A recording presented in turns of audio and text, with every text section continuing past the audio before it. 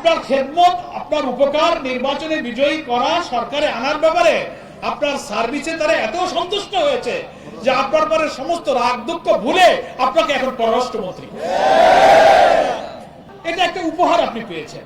যারা বিশেষ কোন দলকে ক্ষমতায় আনবার জন্য অন্তর্বর্তীকালীন সরকারের ভেতরে থেকেও চেষ্টা করেছেন, বুকে হাত দিয়ে আল্লাহকে সাক্ষী রেখে আত্মবিচার করুন, আপনি বিবেকের দংশনে নিশ্চয়ই দংশিত হবেন। ওই সময় আপনি চেষ্টা করেছেন বলেই তার পুরস্কার হিসেবে আজকে আপনি পররাষ্ট্রমন্ত্রীর পদটা পেয়েছেন। বাংলাদেশের non political government, interim government যারা ইতিপূর্বে ছিলেন, এই ট্র্যাডিশন, এই প্রথা আমাদের কখনো ছিল না।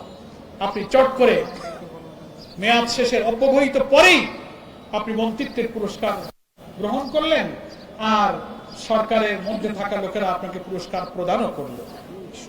এই মহব্বত, এই ভালোবাসা, এই প্রেমের মধ্যে নিশ্চয়ই কোনো রহস্য আছে।